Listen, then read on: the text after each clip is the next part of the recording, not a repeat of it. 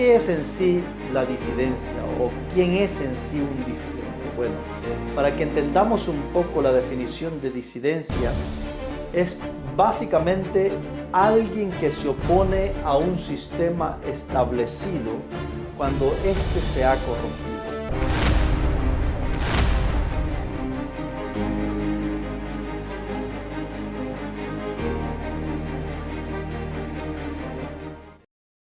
La paz y gracia del Señor Jesús sea con cada uno de ustedes, apreciados y queridos hermanos.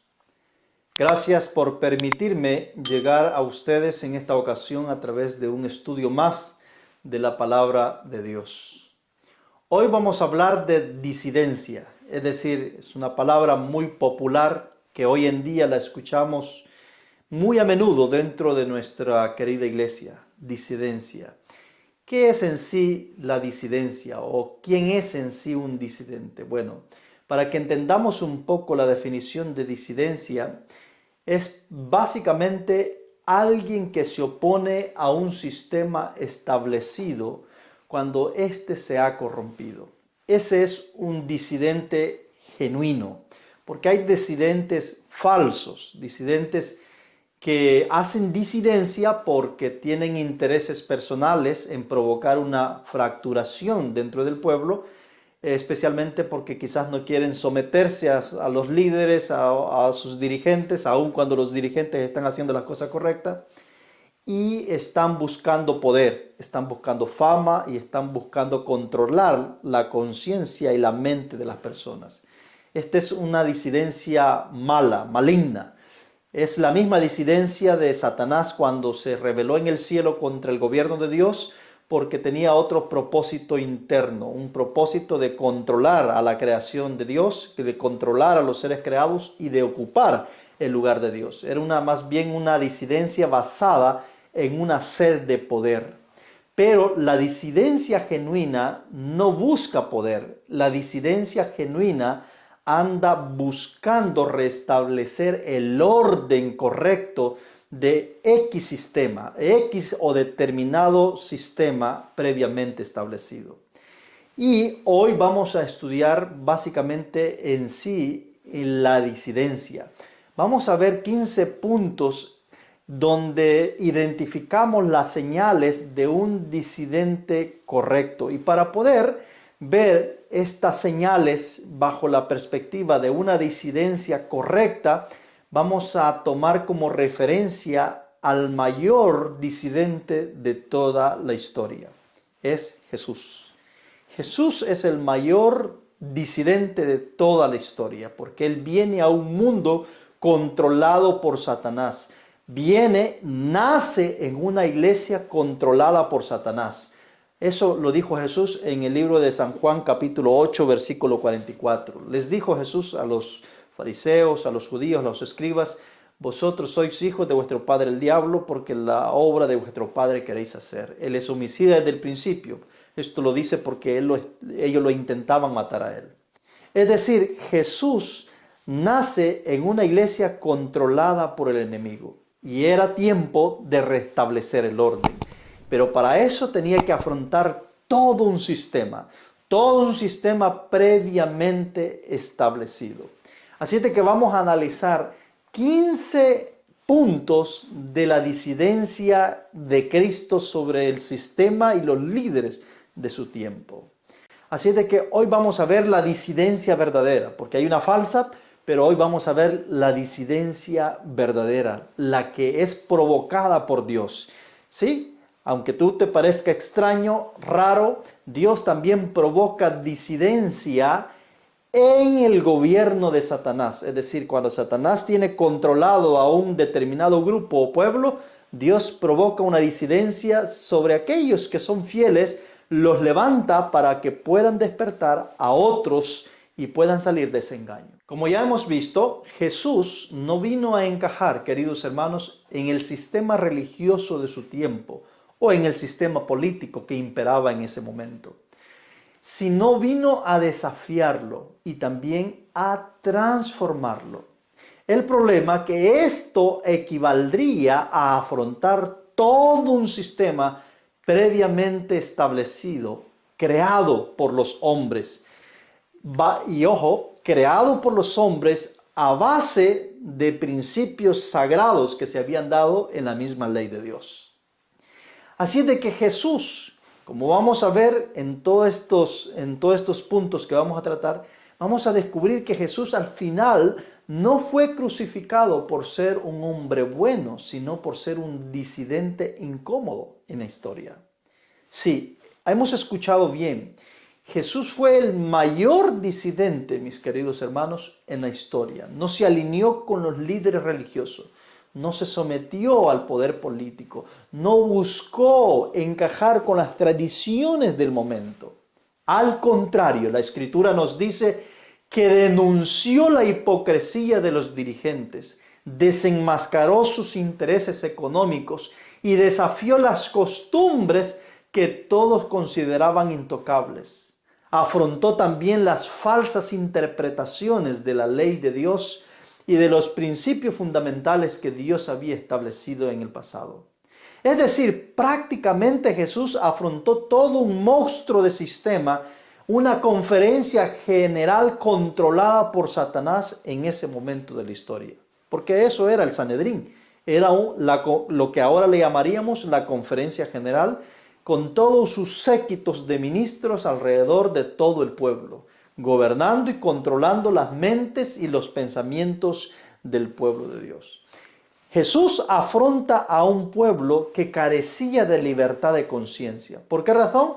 Bueno, porque precisamente la conciencia es el primer blanco que busca Satanás de violentar para poder establecer un sistema dictatorial dentro del pueblo de Dios. Y entonces usa la conciencia para poder obligar a las personas que concienzudamente se sientan impelidos a obedecer a ciegas sin cuestionar, sin analizar, sin razonar por sí mismo y a apegarse a un conjunto de reglas establecidas por hombres o por un conjunto de hombres que llevan con propósito y fin de controlar el pensamiento de las personas. Eso era lo que exactamente estaba pasando en el tiempo de Cristo. Por eso lo acusaron de blasfemo, por eso lo acusaron de violar la ley, porque se suponía de que él estaba en contra de ese sistema.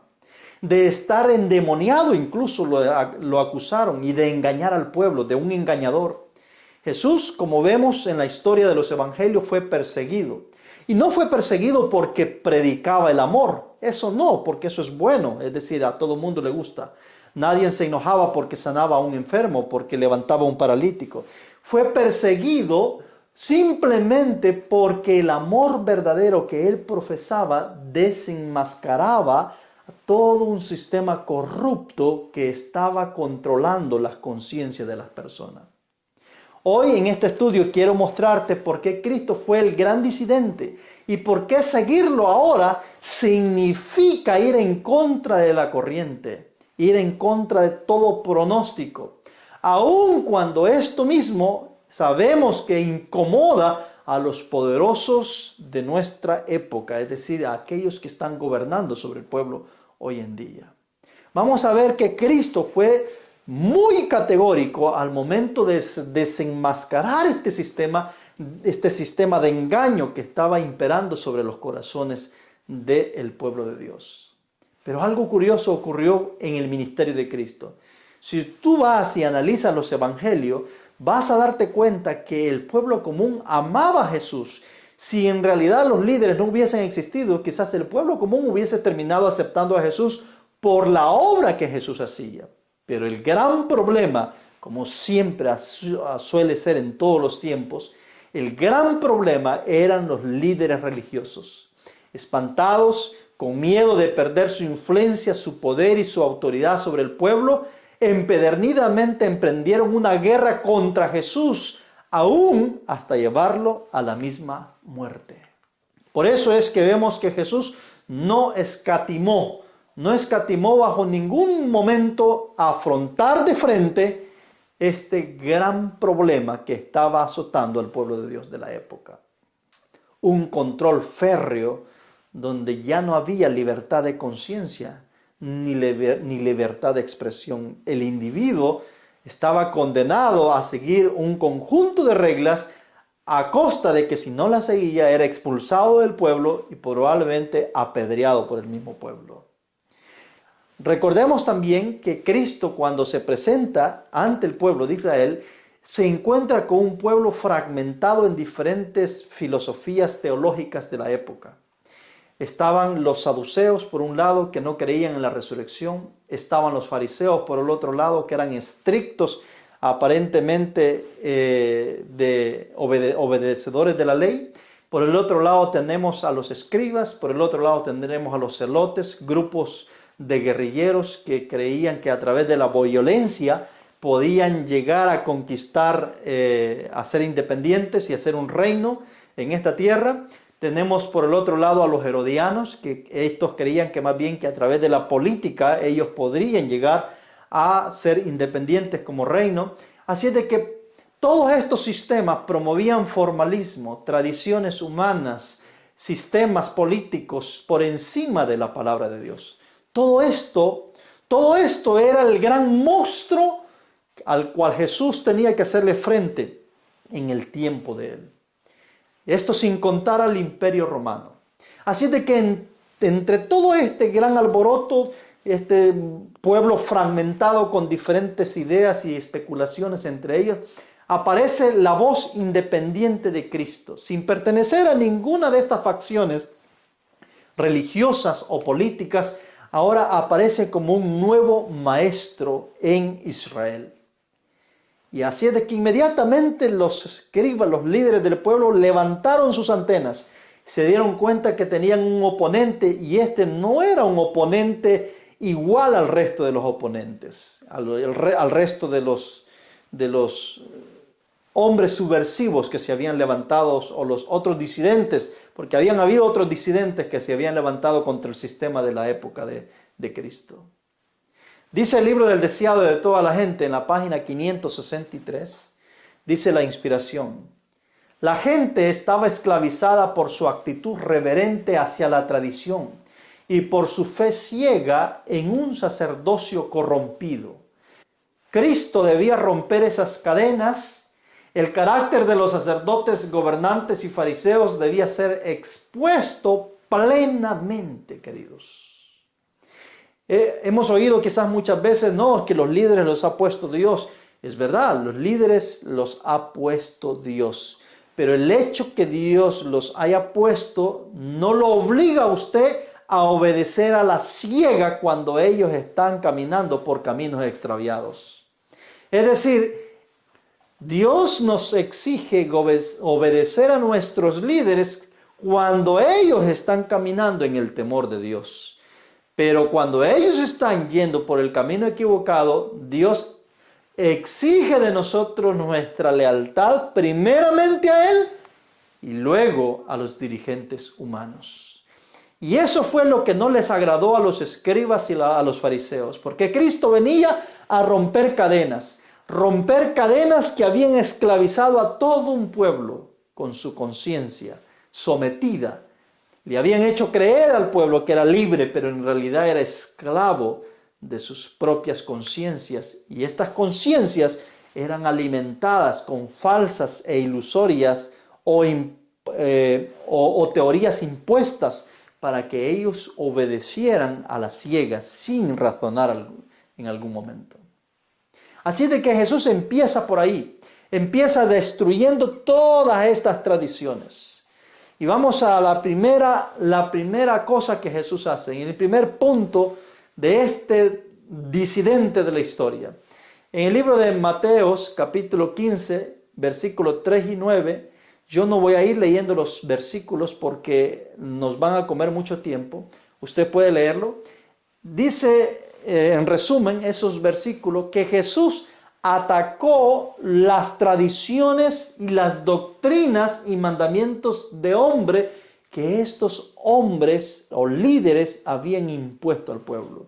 Había un sinnúmero de creencias y doctrinas que ellos habían establecido al pueblo y que le habían tratado de meter al pueblo de una forma maliciosa para controlar el pensamiento de ellos o manipular el pensamiento de ellos.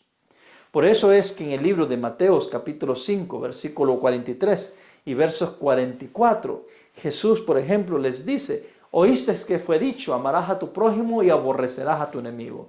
La ley no decía que tenía que aborrecer a sus enemigos, pero los escribas, los fariseos, habían hecho agregados a la ley de lo que la ley, según ellos en su interpretación, debía decir. Pues todo eso Cristo vino a derrumbar, vino a destruir, porque eran tradiciones que habían nada más alimentado la sed de venganza, el espíritu carnal que existe en cada uno de nosotros, mis queridos hermanos. Así de que lo primero que Jesús hace es empieza a destruir las tradiciones de los líderes de la época. Y claro, esto no les agradó, porque ellos las habían establecido como doctrinas, como creencias fundamentales que debían de creerse, como que venían de parte de Dios. Jesús las derribó y las desmenuzó. Y inmediatamente a partir de ahí, los líderes religiosos entendieron de que estaban ante un oponente muy diferente a los demás que habían aparecido, es decir, previamente. Y entonces vinieron como consecuencia las acusaciones contra Cristo. Y ahí vamos a ver en el punto 2. La primera acusación que ellos empiezan a buscar hacer contra Cristo es acusarlo de quebrantar las costumbres de Moisés, no las de ellos, sino las costumbres de Moisés, porque sabían que las de ellos mismos no tendrían mucho peso, pero las de Moisés, que era considerado el profeta de todo el pueblo, el padre de la nación, por así decirlo, ellos sí creían de que el pueblo iba a linchar a Jesús si lo trataban de vincular. En el libro de Hechos, capítulo 6, versículo 11, 13 y 14, hablando del movimiento de Jesús, de los discípulos que en su tiempo fueron instruidos por Jesús, dice lo siguiente: entonces sobornaron a unos hombres que dijeron: le hemos oído hablar palabras blasfemas contra Moisés y contra Dios, y alborotaron al pueblo y a los ancianos y a los escribas, y tomándoles le trajeron al concilio, y pusieron testigos falsos que decían: este hombre no cesa de hablar palabras blasfemias en contra de este lugar santo y de la ley. Pues le hemos oído decir que este Jesús de Nazaret destruirá este lugar y cambiará las costumbres que nos dio Moisés. Miren las acusaciones maliciosas que hacían los escribas y los fariseos y los líderes del pueblo. Ahora lo trataban de vincular con destruir lo que Moisés había establecido por ley en el pueblo de Dios, de una manera obviamente astuta. En otra ocasión, en el libro de Juan capítulo 9, versículo 16, encontramos a los fariseos acusando a Jesús de que no guardaba el sábado. Miren, mis queridos, es decir, de violar los 10 mandamientos o un mandamiento de los 10. Esto era digno de apedrearlo, es decir, era digno de que Jesús fuera apedreado. Y podemos ver entonces de que esto llevó a un siguiente paso. Llevó a los escribas y los fariseos, en el punto 4, a acusar a Jesús de violar la ley, es decir, la Biblia de la época. En el libro de Juan 7, 19, 22 y 23, la Escritura dice: ¿no os dio Moisés la ley y ninguno de vosotros cumple la ley? ¿Por qué procuráis matarme? Moisés os dio la circuncisión, no porque sea de Moisés, sino de los padres. Y en el día de reposo circuncidáis a un hombre. Si recibe el hombre la circuncisión en el día de reposo para que la ley de Moisés no sea quebrantada, ¿os enojáis conmigo porque en el día de reposo sané completamente a este hombre? Es decir, simplificando un poco la recriminación que Jesús les está haciendo, porque a ellos lo están acusando de violar la ley porque quebranta el sábado. Y Jesús les dice: bueno, ¿cómo es que yo quebranto el sábado porque yo estoy sanando a este enfermo? Y ustedes en el día de reposo hacen la circuncisión de un hombre. Es decir, ¿no es acaso también trabajo lo que ustedes hacen? ¿Y por qué ustedes sí hacen lo correcto y yo no hago lo correcto? ¿Qué es más importante? ¿Circuncidar a un hombre que puede esperar a otro día para ser circuncidado? ¿O sanar a un enfermo de sus dolencias y de sus crisis que puede morir en cualquier momento? Es decir, Cristo está haciendo un paralelismo y está confrontando a los fariseos en su propio terreno, porque ellos habían dicho que era correcto circuncidar en el día sábado a la población, es decir, a las personas, pero por el otro lado decían que era incorrecto sanar en sábado. Sí, estamos viendo la gran confrontación irrazonable que ellos tenían, las leyes que ellos habían marcado, y todo esto Jesús lo empieza a confrontar de frente. Por lo tanto, la influencia de Cristo y estas confrontaciones se hicieron mucho más populares dentro del mismo pueblo, porque el pueblo estaba ahí como testigo, viendo tanto lo que Jesús decía como lo que los fariseos decían, y sacando sus propias conclusiones. Así es de que, mis queridos hermanos, encontramos a Cristo siendo acusado de violar la ley por el simple hecho de quebrantar el sábado según la perspectiva de los fariseos. Luego encontramos a Jesús en el punto 5 denunciando el comercio religioso. Miren que Jesús, aquí estamos viendo las señales de un disidente genuino, que era lo que era Jesús. Jesús está denunciando todo un sistema creado por los escribas y fariseos, los líderes del pueblo, la conferencia general de ese momento. Y ahora el siguiente punto de ataque es el comercio religioso. La conferencia general de la época de Cristo había hecho de la religión un comercio.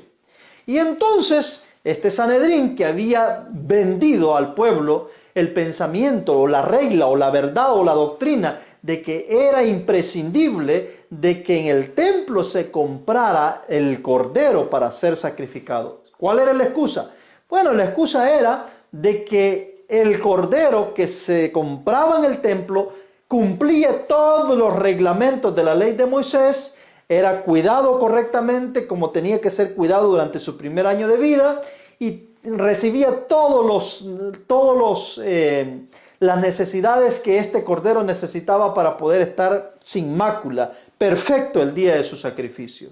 Entonces le vendían a la gente de que esto tenía que ser adquirido en el templo en el momento de ser sacrificado. Esto lo hacían porque ellos tenían interés en sacar ganancias o dividendos de esos corderos. Así es de que los vendían a precios mucho más elevados de lo que comúnmente se podría encontrar un cordero. Pero como la gente había sido violentada a su conciencia y se le había hecho creer que un cordero fuera de lo que se cuidaban en el templo no servía, pues se veía obligado a comprar un cordero en el templo quizás a 4 veces más del precio normal que lo que valía ese cordero. Y Jesús también afrontó este gran problema de comercio religioso. En el libro de Juan capítulo 2 versículo 13 al 16, la Escritura nos dice: y estaba cerca la Pascua de los judíos y subió Jesús a Jerusalén y halló en el templo a los que vendían bueyes, ovejas y palomas y a los cambistas sentados. Y haciendo un azote de cuerdas, echó fuera del templo a todos y a las ovejas de los bueyes y desparramó el dinero de los cambistas y trastornó las mesas. Y dijo a los que vendían palomas: quitad de aquí esto y no hagáis de la casa de mi padre una casa de mercado. Entonces se acordaron sus discípulos que está escrito: el celo de tu casa me consumió.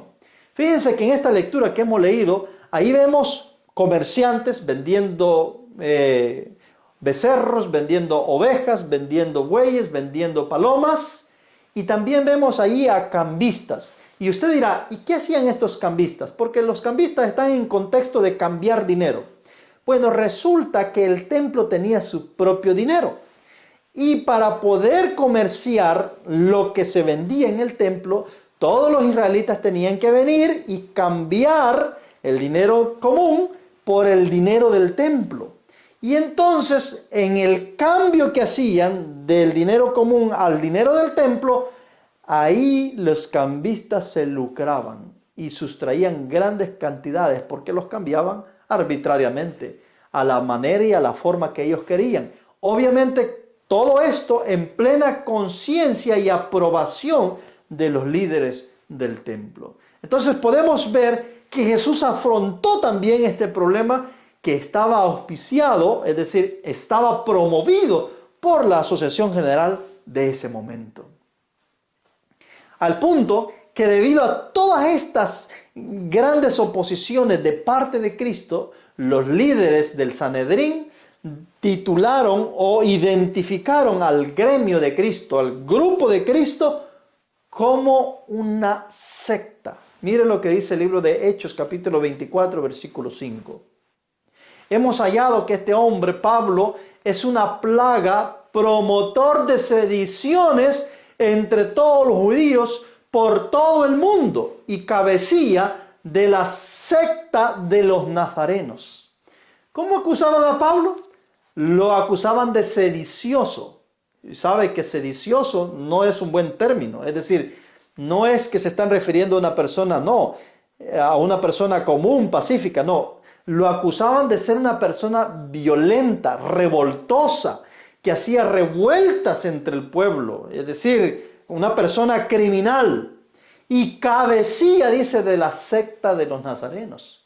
Es decir, el Sanedrín o la Asociación General constituyó al movimiento de Cristo, de este disidente, como una secta y como una plaga que infectaba a la población. Mire la descripción que se está dando acerca del Hijo de Dios. La pregunta ¿sería usted capaz de seguir a este disidente? Es una pregunta para reflexionar. También en el punto 7 encontramos que Jesús es acusado, y obsérvese, esta aseveración va más allá de los límites, es acusado de estar poseídos por demonios.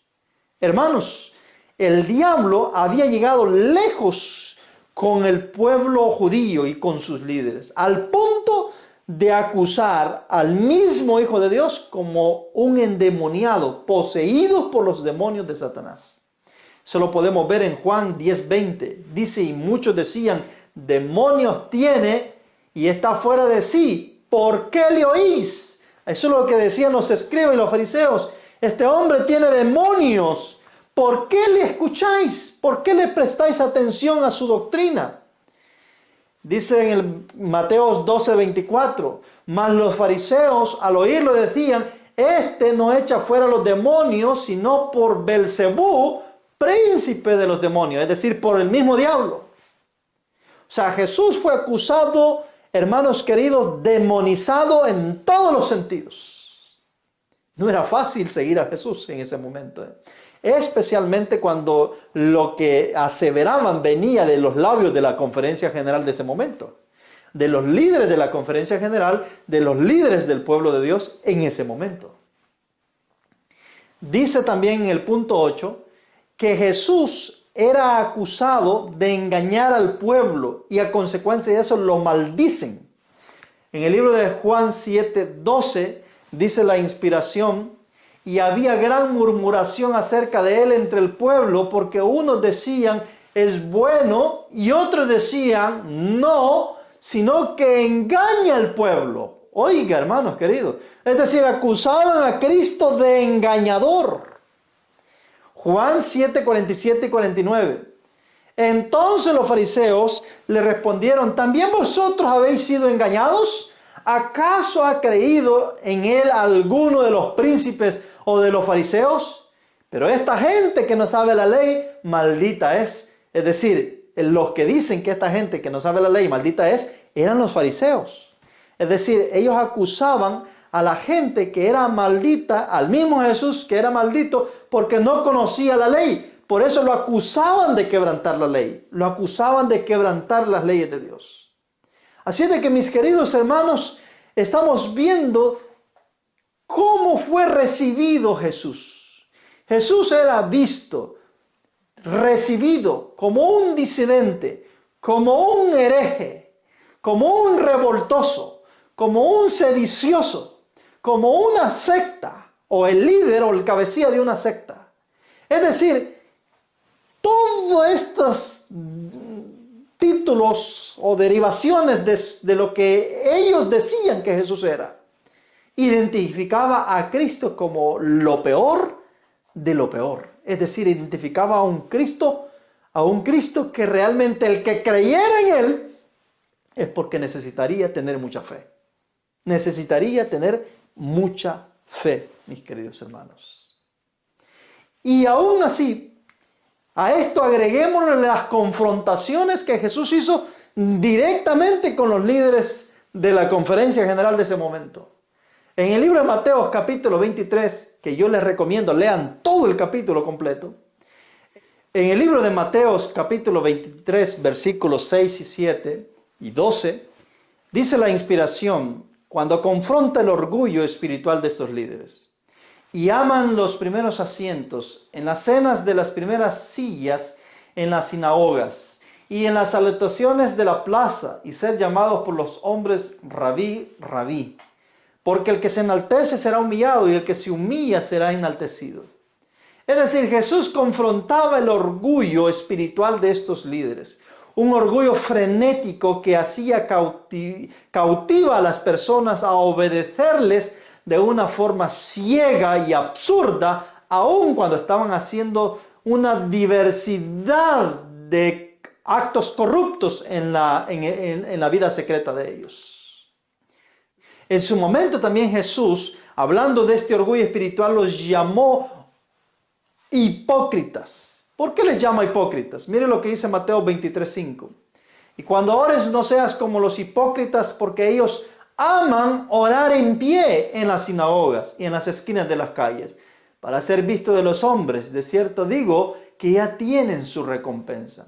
Estos líderes de la conferencia general de la época de Cristo eran expertos y les encantaba orar en pie en las iglesias, es decir, en las sinagogas. ¿Por qué razón? Porque les gustaba ser vistos.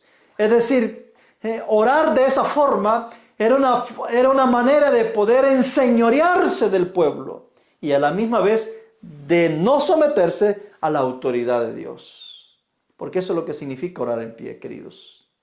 Ahora en día está de moda de que el fariseo es el que se arrodilla en la iglesia y el humilde es el que se queda parado orando en la iglesia. Cuando en las escrituras nos dice que el fariseo es el que se queda de pie orando y el que se humilla es el que se arrodilla. Es a la inversa, porque hoy en día también estamos en el mismo problema que el pueblo de Dios estaba en los tiempos de Cristo. Así de que Cristo confrontó esa hipocresía delante del pueblo, es decir, la hipocresía de sus líderes. En el mismo Mateo 23, ahora del 1 al 3 dice: entonces habló Jesús a la multitud y a sus discípulos diciendo: en la cátedra de Moisés se sientan los escribas y los fariseos. Así que todo lo que os digan que guardéis, guardadlo y hacedlo. Pero no hagáis conforme a sus obras, porque ellos dicen y no hacen. Es decir, son hipócritas. Porque enfrente te dicen una cosa, pero en realidad ellos hacen lo contrario de lo que ellos se supone que deben enseñar. También en el punto 12 Jesús llamó ciegos a estos líderes. Mateos 23, 24 y 27 dice: guías ciegos que coláis el mosquito y tragáis el camello.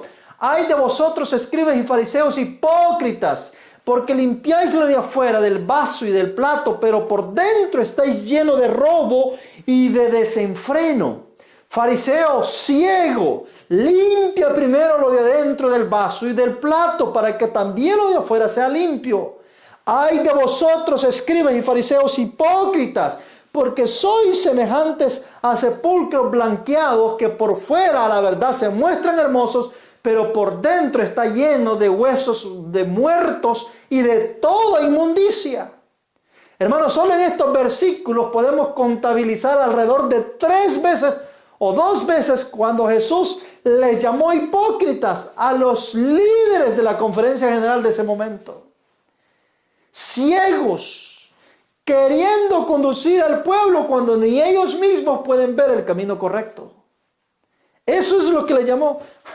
Yo no sé si usted realmente hubiese querido estar de parte de Cristo en ese momento cuando Él confrontó a estos hombres dirigentes del pueblo de Dios.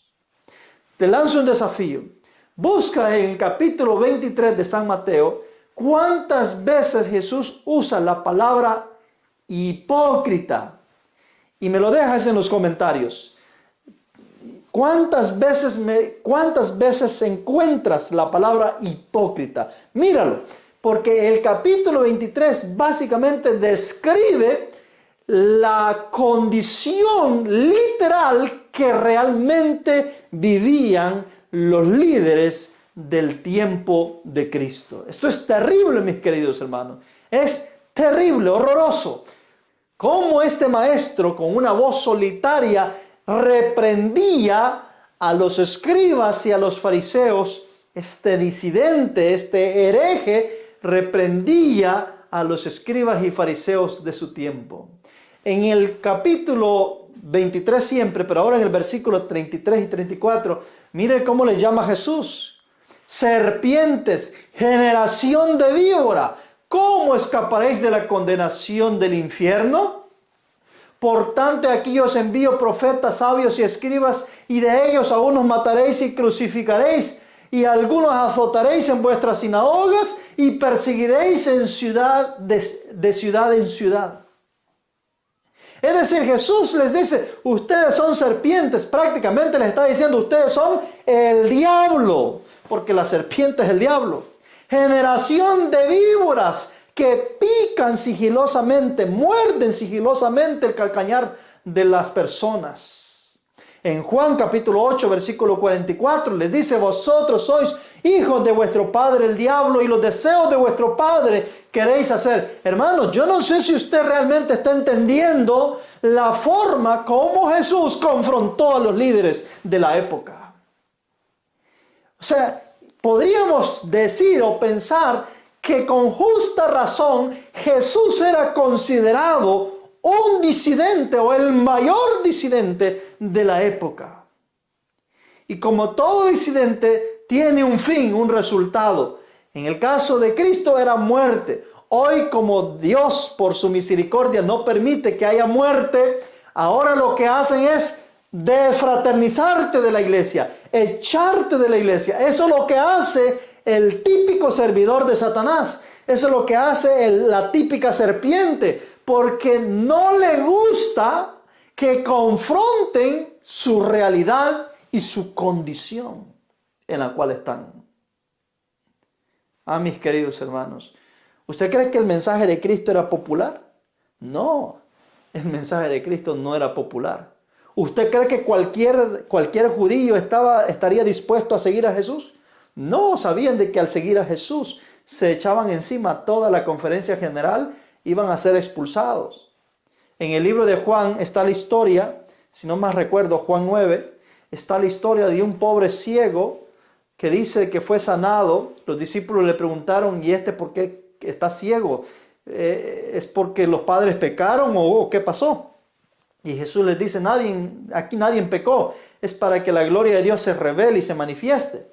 Más adelante del capítulo 9, si no me equivoco, si no, pregúntenlo en los comentarios para darles el capítulo correcto, dice la historia de que los fariseos y los escribas lo llamaron ante el Sanedrín y lo confrontaron a este ciego porque estaban enojados, porque había empezado a ver. En lugar de alegrarse por la liberación de su ceguedad, estaban enojados, porque el individuo que había hecho este milagro era Jesús, el disidente mayor que tenían en ese momento. Y entonces los padres fueron convocados también, y dice que los padres se negaron a dar información de las preguntas que ellos les hicieron por temor a ser expulsados de la sinagoga por parte de los judíos. Es decir, en el tiempo de Cristo, seguir a Cristo, a este disidente, implicaba ser expulsado de la sinagoga, implicaba ser apedreado, y eso se iba a intensificar más y más y más. Mis queridos hermanos, nunca ha sido fácil defender la verdad. Nunca ha sido fácil ponerse de parte de los intereses de Dios, porque ponerse de parte de los intereses de Dios es ir contra los intereses del pueblo. El pueblo, por naturaleza, tiene la tendencia de ir de parte de los intereses de Satanás y hacer la obra de Satanás, no de parte de los intereses de Dios. Así es de que representar a Dios en medio de una apostasía generalizada No es fácil. Hay muchos predicadores que intentan tener la paz con el pueblo y tener la paz con Dios. Imposible, querido. O se vuelve enemigo de Dios y amigo del pueblo, o se vuelve amigo de Dios y enemigo del pueblo. El punto es de que es imposible mantener la paz o querer nadar en dos aguas diferentes.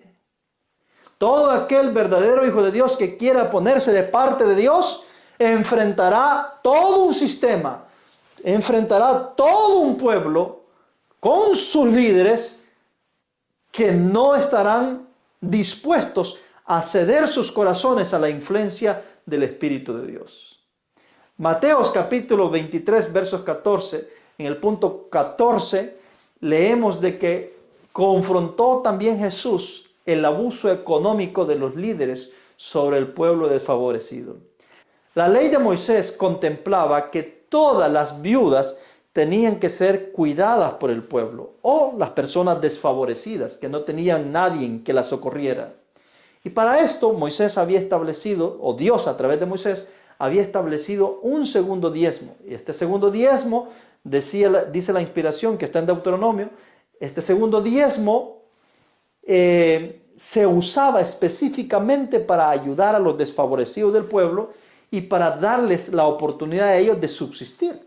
Entonces, en lugar de arrebatarles este poco de bienes que tenían estas personas desfavorecidas como las viudas, los escribas tenían que garantizarles a ellas la sostenibilidad. Pero miren lo que hacían en el capítulo 23, versículo 14. Ay de vosotros, escribas y fariseos hipócritas, porque devoráis las casas de las viudas y por pretexto hacéis largas oraciones. Por tanto, llevaréis mayor condenación. Es decir, los escribas tenían una agilidad para descalfar a las pobres viudas. Violentaban su conciencia, les hacían creer cosas que no eran en su conciencia para que estas pobres viudas se deshicieran de todos sus bienes, se quedaran en la calle y entregaran todos esos bienes al templo. Y ya puesto en el templo, ellos hacían sus marufias y se repartían las ganancias. Era terrible, queridos y apreciados hermanos, era terrible la condición que el pueblo de Dios había caído en ese tiempo. Los líderes de la conferencia general en el tiempo de Jesús veían al pueblo de Dios como objetos de valor, es decir, tanto tenías, tanto valías. Veían como mercancía al pueblo, no como almas que estaban deseando ser salvadas por Dios.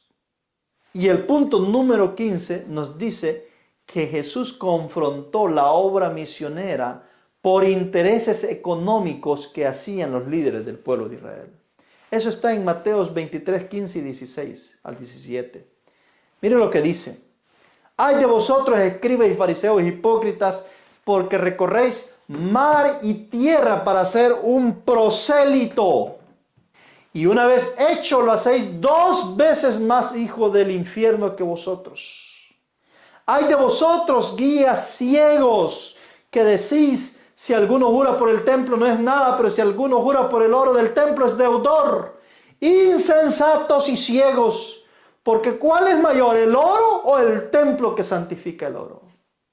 Fíjense que los fariseos tenían una costumbre y ellos iban a hacer obra misionera, ellos hacían expediciones misioneras en barcos, por tierra, viajaban a otras regiones del mundo y ¿sabe qué es lo que hacían? Hacían obra misionera convirtiendo a paganos en judíos, es decir, a la creencia judía. Pero a estos paganos no eran cualquier tipo de paganos. Generalmente ellos eran expertos para convertir paganos pudientes de bastante recursos para poder así absorber esos recursos de estos paganos. Por eso es que dice Jesús, ay de vosotros, escribas y fariseos hipócritas. Recorréis mar y tierra para ser un prosélito. Ellos hacían grandes sacrificios, pero para un bien mayor en la mente de ellos.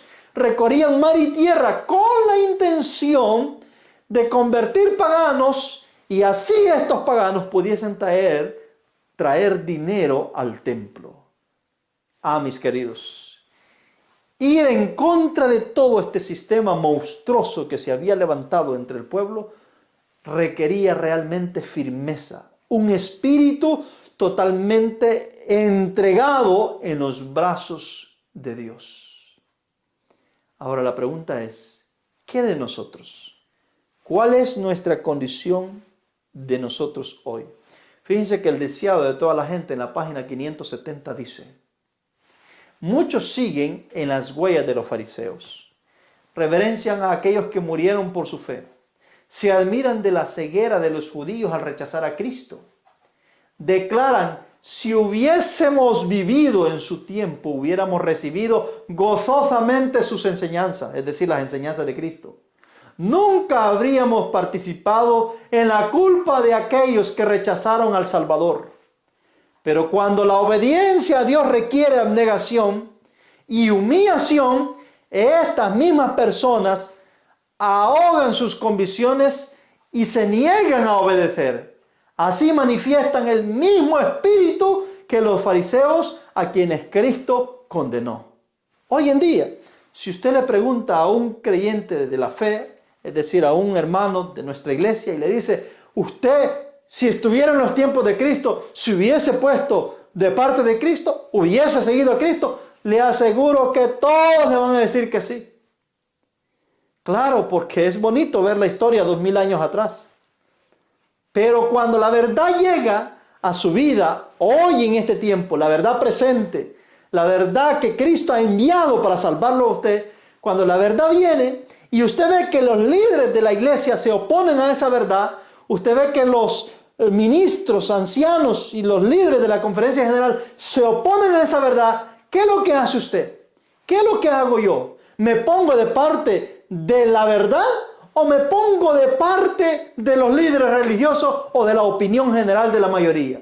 ¿Qué es lo que hago? Hermanos, donde quiera que usted se ponga, usted va a entender dónde usted se hubiese encontrado en los tiempos de Cristo.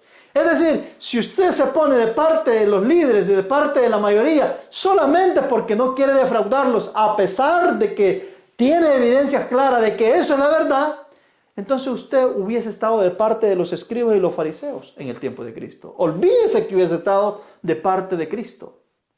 Pero si usted se pone de parte de la verdad, defiende la verdad, se pone enfrente para poder poner la verdad en alto, entonces usted podría considerar de que en los tiempos de Cristo, si usted hubiese estado, usted se hubiese puesto de parte de Cristo. ¿Por qué? Porque la verdad requiere un sacrificio. La verdad no es popular. La verdad no es aceptada delante del pueblo. La verdad no es amada por los líderes. La verdad es un objeto de burla, es un objeto de guerra, es un objeto de denigración. Y usted va a ser considerado un fanático, va a ser considerado una plaga, va a ser considerado un disidente, un hereje o lo que cuantos abreviativos le quieran poner. Porque la verdad requiere un sacrificio, mis queridos. Y no es diferente al tiempo de Cristo a nuestro tiempo, es igual.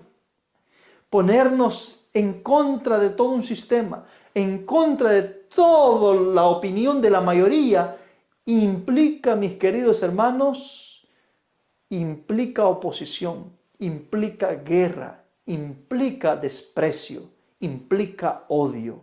La pregunta es, ¿usted va a estar dispuesto a pagar ese precio? Recapitulemos entonces lo que hemos estudiado. El Señor Jesucristo confrontó al sacerdocio corrompido y al Sanedrín o a la conferencia general de su tiempo. Derribó tradiciones establecidas por los líderes que las habían constituido como doctrinas. Fue acusado de destruir las costumbres de Moisés. Fue acusado de no guardar el sábado, es decir, de infringir la ley de Dios. Fue acusado de violar esa ley. Denunció el comercio religioso que se estaba haciendo en la iglesia de Dios en ese tiempo, promovida por los líderes religiosos. Su movimiento fue declarado como una secta y una plaga que corroía al pueblo.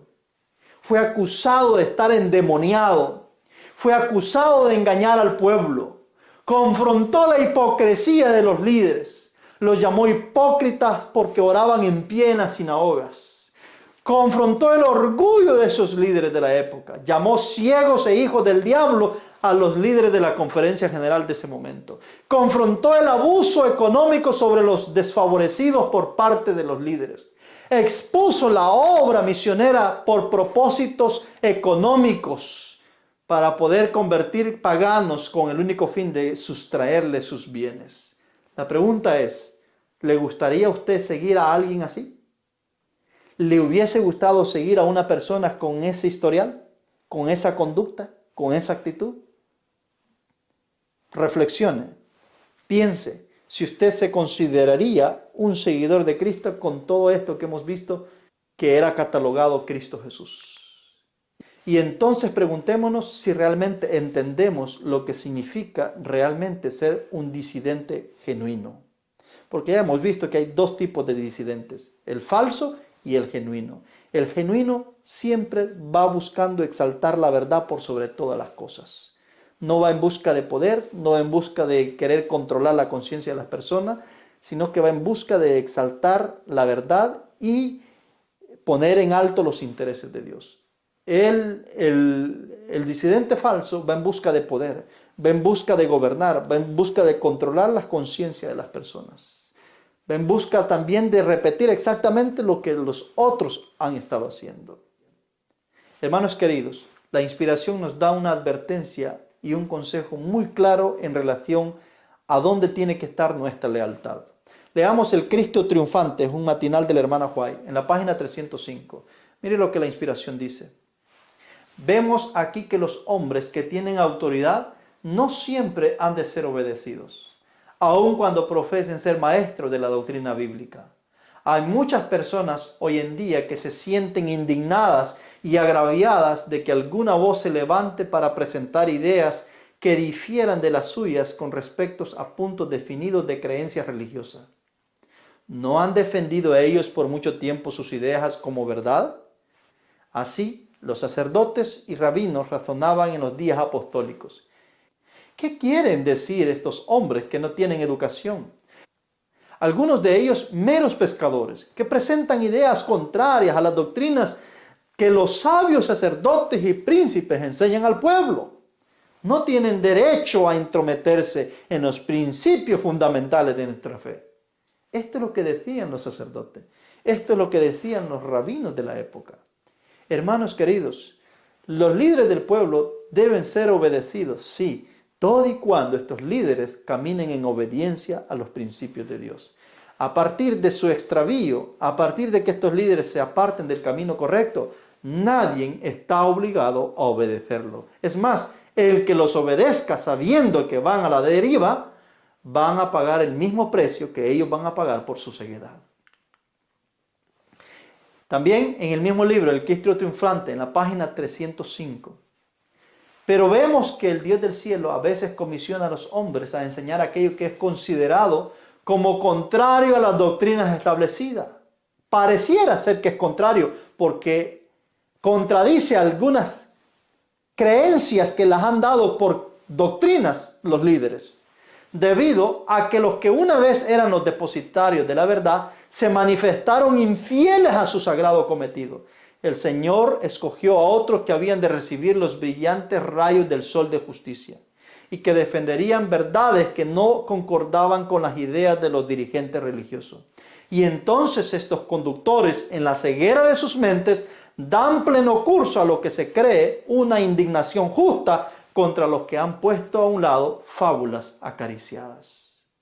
Sí, es muy típico ver ahora en nuestras iglesias indignación de parte de muchos a causa de aquellos que se están levantando en contra de todas estas costumbres y creencias y pensamientos de hombres que han sido metidas en la iglesia como doctrinas, cuando en realidad no son doctrinas.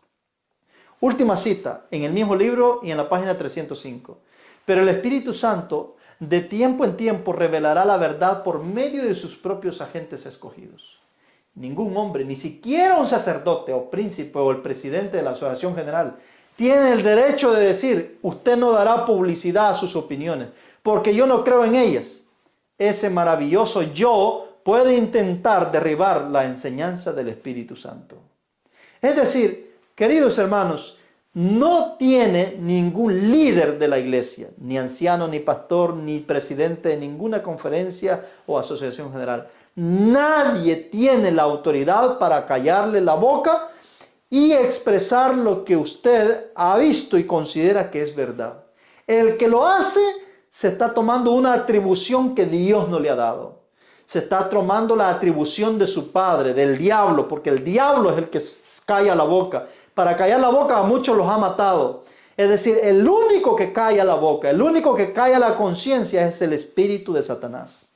Sepa usted de que cuando alguien quiere callarlo, alguien quiere manipular o alguien quiere que usted cierre su boca porque lo que está diciendo es incómodo y usted lo está haciendo con fundamentos de escritura, sepa que el que le está hablando es el diablo, no es el hermano. El hermano quizás es el instrumento que el diablo está usando, pero es el diablo el que le está hablando.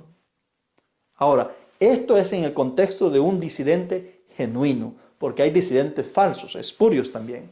Pero este es el contexto de un disidente genuino, tal como Cristo era.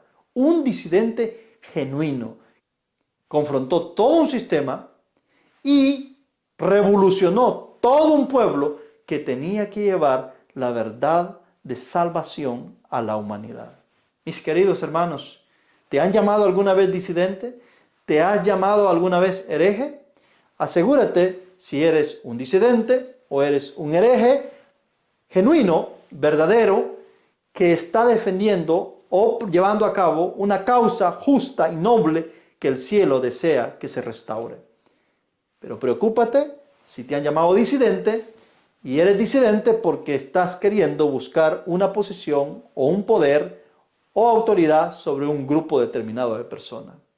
Que Dios nos ayude a poder ser disidentes genuinos, disidentes que lleven el estándar de la verdad por delante y que pongan la verdad enfrente por sobre todas las cosas, aunque el cielo y la tierra se desplomen. Que Dios nos ayude, que Dios nos dé la fuerza para poder permanecer de pie, aunque el cielo y la tierra se remuevan.